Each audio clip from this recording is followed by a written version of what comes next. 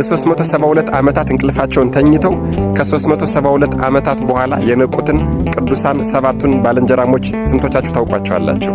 ነገ ጥር 13 ከዘመነ ሰማዕታት እስከ ዘመነ ጻድቃን ድረስ ታሪካቸውና ዝናቸው የተዘረጋ በዳኪዎስ ዘመነ መንግስት ሕዝቡም ነገስታቱም መኳንንቱም ሹማምንቱም ይወዳቸውና ያከብሯቸው የነበሩ ሰባቱ ባልንጀራሞች፣ ሰባቱ ጓደኛሞች፣ ሰባቱ ቅዱሳን። ክርስቲያናዊ ወዳጅነት ምን ማለት እንደሆነ ማወቅና መረዳት የምትፈልጉ ሰዎች ይሄ ቪዲዮ ለእናንተ ነው። አደራ ይሄ ቪዲዮ የደረሳችሁ ሰዎች በሙሉ በደንብ አድርጋችሁ ኮፒ ሊንክ አድርጉልኝ። ለቤቱ አዲስ ሆናችሁ ፎሎ ማድረግ እንዳይረሳ።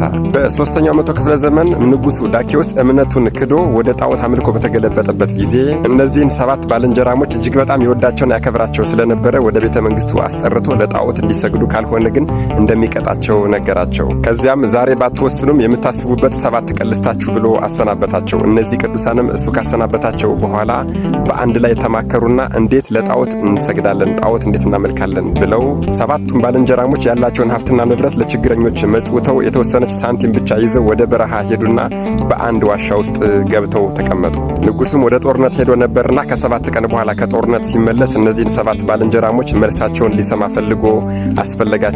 ነገር ግን አላገኛቸውም። እነዚህ ቅዱሳንም እዚያ ዋሻ ውስጥ ተቀምጠው በጾም በጸሎት በስግደት እየተጋደሉ እያለ ሰባቱን ባልንጀራሞች ዕጣ ተጣጥለውና ተራ አውጥተው በየቀኑ አንዳንድ ሰው እየወጣ እየሄደ እራት ዳቦ እየገዙ ይመለሱ ነበረ።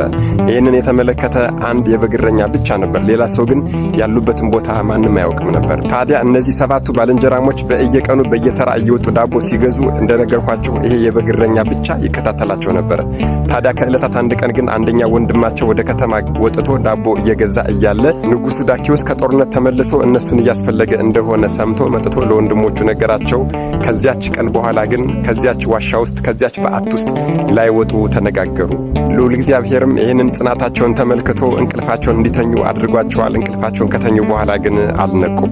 በዚህ ጊዜ በየቀኑ እየመጡ ዳቦ ሲገዙ ይመለከታቸው የነበረው ያ የበግ እረኛ ሲቀሩ ጊዜ እጅግ በጣም ተጨንቋል። በመጨረሻም የሞቱ ስለመሰለው ተጋድሏቸውን በአንድ የድንጋይ ሰሌዳ ላይ ጽፎ ወደ ውስጥ ወደ ዋሻ ወርውሮ ዋሻውን ያሉበትን ዋሻ ወደ ውስጥ ሳይገባ በውጭ በኩል በትልቅ ድንጋይ ዘጋው።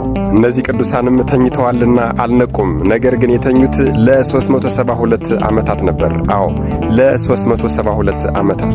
ታዲያ ከ372 ዓመታት ግን እግዚአብሔር ሊገልጻቸው ፈልጓልና አንድ የበግ እረኛ ድንጋዩን ለሥራ ፈልጎት ያ ዋሻ የተዘጋበትን ድንጋይ ፈነቀለው። ታዲያ እነዚህ ባልንጀራሞች ገና የተረዱት ነገር የለም። መልካቸው የወጣት ነው፣ ዕድሜያቸው ግን ወደ 400 ዓመት ተጠግቶ ነበር።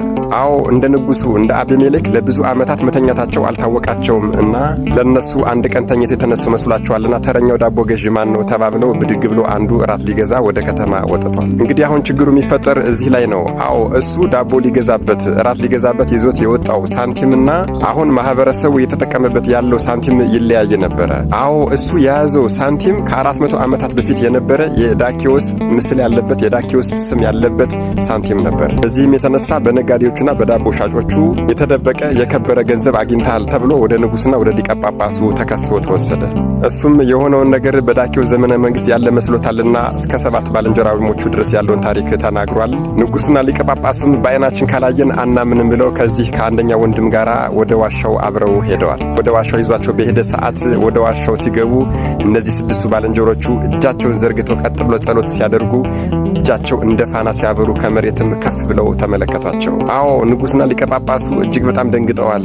7ቱም ባልንጀራሞች ጸሎት ሲያደርጉ ፊታቸው እንደ ፋና ያበራ ነበር። በመጨረሻም ንጉሡና ሊቀ ጳጳሱ ተማጽነው ወደ ኤፌሶን ወደ ቤተ መንግስት ወስደዋቸዋል። በዚያም በቤተ ክርስቲያን ላይ ተቀምጠው ለ7 ቀናት ያክል ድውያንን እየፈወሱ ሙታንን እያስነሱ ድንቅ ተአምራትን እያደረጉ ከቆዩ በኋላ በዚያ ዘመን ትንሣኤ ሙታን የለም የሚሉ የተነሱ መናፍቃንንም አሳፍረው የሃይማኖት ትምህርትንም አጽንተው ጥር 13 ቀን ከዚህ ዓለም ልፋትና መከራ አርፈዋል።